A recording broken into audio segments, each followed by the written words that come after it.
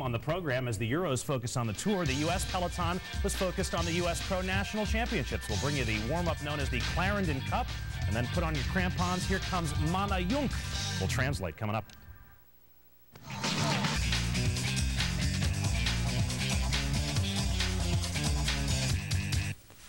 And welcome back to Summer Sports Zone. We head now to the Clarendon Cup in Northern Virginia. This is a standard criterium race, approximately 1 kilometer. That's 0.6 of a mile if you're not metrically inclined, but with 6 turns over that short course. Here's hoping the riders took their Dramamine. Richard Fries is on the banks of the Potomac. Right before the U.S. Pro Championships in Philadelphia, all the strongmen have to play supporting role to the sprinters, and it happens right here in Arlington, Virginia at the Clarendon Cup. And it would be true today on a windy 0.6 of a mile course. We start with our women's race. On these 6 turns, it's very easy to get out of sight, and very early in the race, it is Laura Van Gilder getting out of sight. We're looking here at Ina Teutenberg, who is escaping late in the race because Van Gilder has already lapped the field. The field, led here by Snow Valley rider Liz Begosh, is trying to chase, but the Saturn team is too strong. Teutenberg sprints to second place with Megan Long, the mountain bike kid, on her wheel, and it's Van Gilder back in the field celebrating her Clarendon Cup victory. And just to add to it, Sarah Yule outsprints Tina Mayola-Pick for 4th place for Saturn. So Van Gilder gets the win. There's the rest of the results. We catch up with Laura Van Gilder.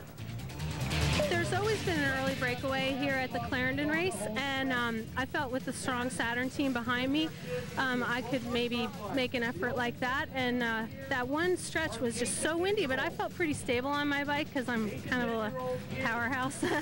And I just really pushed through there, and with 3 teammates from Saturn behind me helping in the field, I mean, the gap just continued to grow. So it was a long, hard effort out there. We go to the 100-lap men's race. All the best teams are in town, and from the gun, they are all chasing Team Saturn's Trent Klasna, who goes off the front solo. And after he is caught, it's Viktor Rapinski, the young Belarus rider for Saturn, going off the front as well. Into the wind they go, forming a breakaway with both Klasna and Rapinski. This breakaway at one point came within 13 seconds of lapping the field. Klasna pushing very hard, feeling good in mid-season form. But no, it's Chris Larry of the Navigators starting to pull them back with the help of Prime Alliance and Team 7-Up.